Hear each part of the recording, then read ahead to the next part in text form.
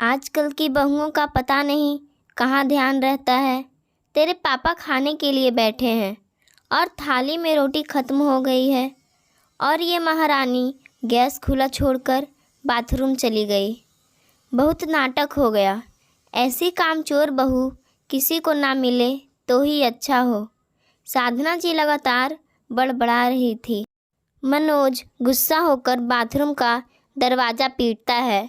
Bathroom से आ रही आवाज़ों को सुनकर उल्टे पांव दौड़ जाता है और अपनी माँ से कहता है, मम्मी वो तो तेज़ तेज़ उल्टियाँ कर रही है, मुझसे ये सब देखा नहीं जाएगा, आप जाकर उसकी पीठ सहला दो। माँ ने कहा, रहने दो, मैं नहीं जाने वाली। बड़ा आया जोरू का गुलाम। अरे उल्टियाँ ही तो हो रही है, चक्कर खाकर तेरी पत्नी मरने वाली तो नहीं है। अब ज़्यादा फिक्र मत कर, टिफ़िन पैक रखा है, चुपचाप दुकान पर चला जा, पहले ही देर हो गई है। बोनी का समय हो गया है। मनोज सिर झुकाए चला गया। उसे अपनी पत्नी की फिक्र तो हो रही थी, पर वो वहाँ अपनी माँ के डर से रुक नहीं सकता था। मनोज दुकान चला जाता है। थोड़ी देर बाद अमृता बाथरूम से निकलती है और कहती है, मम्मी जी, मेरा दिल कच्चा हो रहा है, घबराहट हो रही है, उल्टियाँ भी नहीं रुक रही, रोटी की गंध मुझसे बर्दाश्त नहीं हो रही है, मुझसे रोटियाँ नहीं बनाई जाएगी, मुझे ना जाने क्या हो गया है। अरे बहू, तू फालतू बात का बतंगड़ बना रही है, कुछ नहीं हुआ है, तू माँ बनने वाली है और ये सब तो शादी के बाद होता ही है, कोई बड़ी बीमारी नहीं है। चुपचाप से रसोई में आ जा, ढेर सारा काम पड़ा है, और माँ बनने वाली है तो ज़्यादा नखरे मत कर। तू कोई पहली बहू नहीं है जो माँ बन रही है, मैंने भी इतने सारे बच्चे जने हैं, पर मजाल कभी काम से जी चुराया हो। मैं माँ बनने वाली हूँ। एक पल को ये सुनकर अमृता के चेहरे पर खुशी आ जाती है, पर दूसरे ही पल सास के कड़वे बोल सुनकर उसका चेहरा उतर जाता है और वो रसोई में जाकर काम में लग जाती है।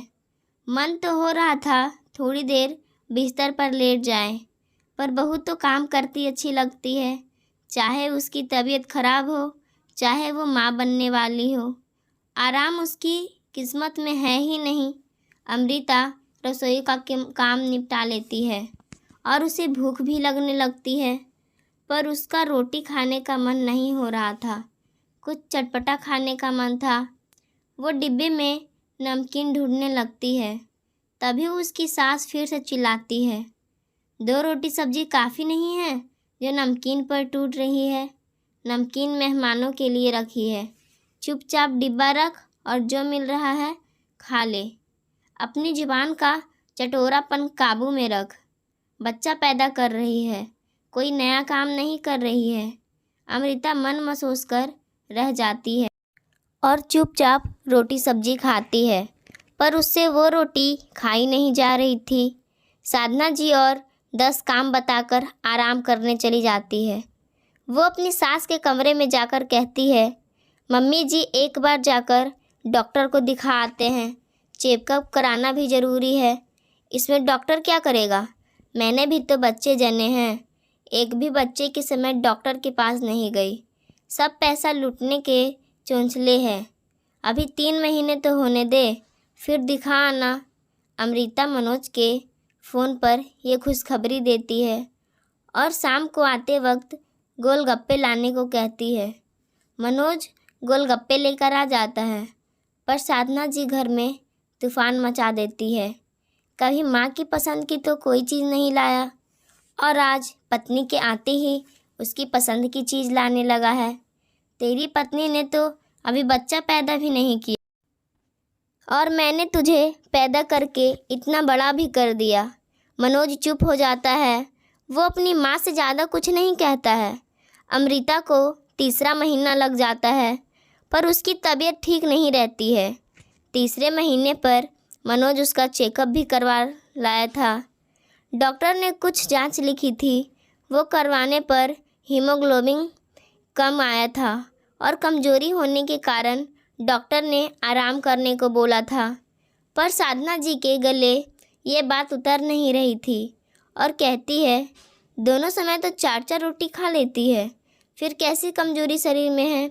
मैंने भी बच्चा पैदा किए हैं, मुझे तो कभी कमजोरी महसूस नहीं हुई।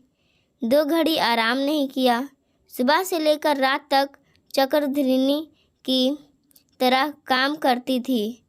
पर ये आजकल की बहुएं एक बच्चा करने में ही ससुराल वालों की चक्रधरिणी की तरह घुमा देती है। ये खिलाओ वो खिलाओ और इन्हें बिस्तर पर बस आराम करना है। पर मैं ऐसा नहीं होने दूंगी। देख अमृता, तू माँ बनने वाली है और इस परिवार को बच्चा देना तेरा फर्ज है। इसलिए तू तो हमें एक अच्छा सा गोलू मोलू सा लड़का पैदा करके दे दे। बस इसीलिए तुझे ब्याह लाए थे कि तू हमें वारिस दे देगी। और ये क्या, हर बात में मनोज को घसीट लेती है। बच्चा तुझे पैदा करना है, मनोज को नहीं। उसे दुकान पर अच्छे से काम तो करने दे। 2 पैसे कमा कर लाएगा तभी तो घर चलेगा और तुझे रोटी मिलेगी। अमृता भी अपनी सास के सामने कुछ भी नहीं बोल पाती है और मनोज भी माँ के आगे डरा सहमा रहता है। एक दिन अमृता सुबह रसोई में सलाद काट रही थी और फिर प्लेट में लेकर खाने लगी तो सास ने हाथ रोक लिया। सारी कच्ची सब्जियां तू ही खा लेगी तो पकाएगी क्या? मम्मी जी, अब मुझे 6ठा महीना लग गया है और डॉक्टर ने खूब सलाद खाने को कहा है। पहले तो उल्टियों की वजह से मैं कुछ खा नहीं पाती थी, पर अब मुझे भूख लगती है तो मेरा वज़न भी बढ़ रहा है, तो डॉक्टर ने कहा है कि रोटी कम खाओ और सलाद और फल ज़्यादा खाओ। ये सुनकर साधना जी गुस्सा हो जाती है। ऐसी कौन सी डॉक्टर के पास जाती है? हमने तो रोटी खाकर ही आराम से बच्चे जने थे। तुम लोगों के तो बहुत नखरे हैं। फिर रसोई की ओर नज़र दौड़ाती है।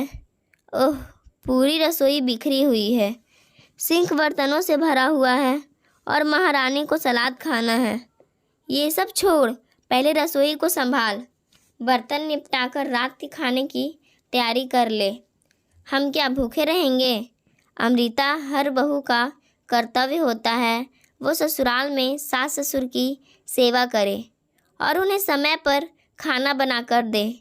पर मैं आजकल देख रही हूँ तुझे बहुत आलस आता है, काम भी धीरे धीरे करती है, ज़रा भी काम पर ध्यान नहीं है। तू कोई दुनिया की पहली बहू नहीं है जो माँ बन रही है, सिर्फ अपना और अपने बच्चे का ही ध्यान रखती है। सास ससुर की तो तुझे ज़रा भी परवाह नहीं है।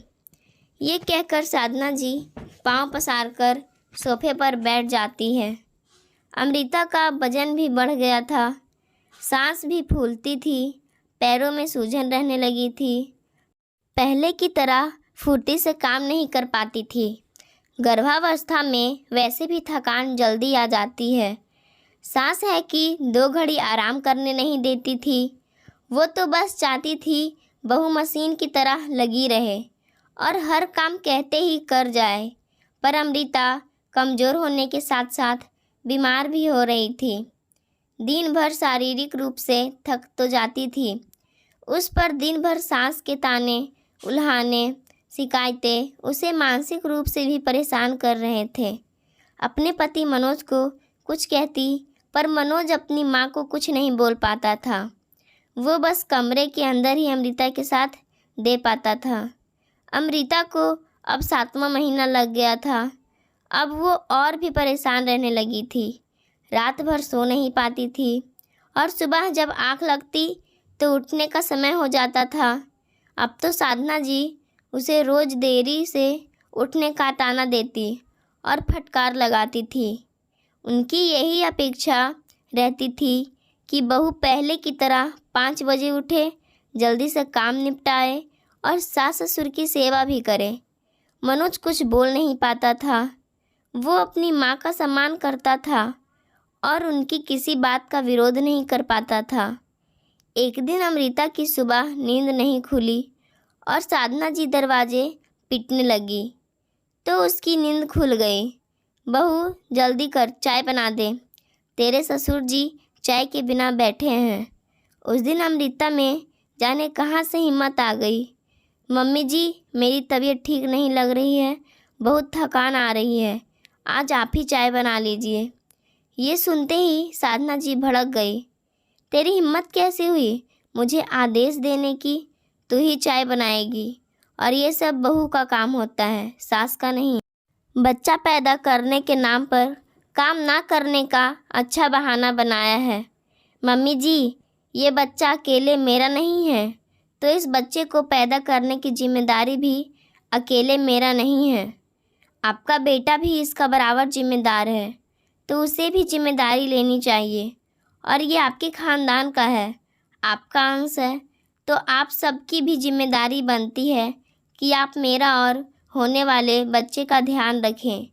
ये बच्चा आपका भी कहलाएगा, तो आप सबका फ़र्ज़ नहीं बनता है कि आप अपने परिवार में आने वाले बच्चे का ध्यान रखें। इसको लाने की सारी पीड़ा मैं सहन कर लूँगी, पर आप जिस तरह की मानसिक और शारीरिक पीड़ा मुझे दे रही हैं, वो मुझसे सहन नहीं होती है। आपका बेटा भी कुछ करना चाहता है, तो आप उसे भी करने नहीं देती हो। ये बच्चा मैं अपने मायके से नहीं लाई हूँ, बल्कि ये बच्चा इसी घर का है। आप लोगों को ये समझ क्यों नहीं आता कि जब आप बच्चों की माँ इतनी तकलीफ़ झेलेगी, तो होने वाला बच्चा कैसे स्वस्थ होगा? माँ के तनाव का असर बच्चे पर भी तो पड़ेगा। माँ खुश नहीं रहेगी तो बच्चा कैसे खुश रहेगा? मम्मी जी, मानती हूँ आपने भी बच्चे पैदा किए हैं, आपको भी बहुत कष्ट हुआ होगा, पर यह क्या ज़रूरी है जो कष्ट आपने अपने ज़माने में भुगते, उन सब का एहसास आप मुझे भी करवाएं। मैंने तो आपको वो कष्ट नहीं दिए थे, तो फिर मैं ही सज़ा क्यों भुगतूं, जबकि मेरा कोई दोष नहीं है। फिर अपने पति मनोज की तरफ देखकर बोलती है, काश तुम मुझे समझ पाते, एक गर्भवती पत्नी का दर्द महसूस कर पाते। तुमने 7 फेरे लिए थे, 7 वचन दिए थे, पर एक का भी निर्वाह नहीं कर पा रहे हो। पत्नी सिर्फ पति की जिम्मेदारी होती है, किसी और की नहीं। जब एक पति अपनी पत्नी का ध्यान रखता है, तो उसे किसी और की ज़रूरत ही नहीं रहती है। वो एक अकेला काफ़ी होता है जो अपनी पत्नी को खुश रख सकता है। ये बच्चा आपका भी है, आपकी भी जिम्मेदारी बनती है। आप मम्मी जी का सम्मान करते हो, ये अच्छी बात है, लेकिन मम्मी जी से डरकर गलत बात का साथ दे रहे हो। अपनी पत्नी के कष्ट को देखकर भी अनजान हो, उसके लिए कुछ नहीं कर पा रहे, ये बहुत गलत बात है। मेरे मन में आने वाले बच्चे के लिए कितने सपने हैं, कितनी खुशी है, पर मैं ज़रा भी खुश नहीं रह पाती हूँ। मेरे पति को मेरी फ़िक्र सिर्फ कमरे के अंदर ही है। आपको पता भी है, जब आप अपनी पत्नी की फ़िक्र करते हैं, उसकी देखभाल करते हैं, उसका हर समय साथ देता है, तो उसकी आधी पीड़ा तो वैसे भी दूर हो जाती है। अपने पति के भरोसे ही तो वो ससुराल में आती है। मैंने भी आप पर विश्वास किया था, मुझे लगा था आप मेरा साथ देंगे, पर आपने तो मुझे कष्ट में अकेला छोड़ दिया। ये सुनते ही मनोज की आंखें झुक जाती है। वो अमृता के सवालों को सुनकर चुप हो जाता है। मम्मी जी, मैं तो ये ही मानकर आई थी कि आप मेरी माँ समान हो, इसलिए आपका हर समय कहना माना, आपके अनुसार हर काम किया, पर मुझे क्या पता था कि मेरी माँ ही मुझे इतने ताने देगी।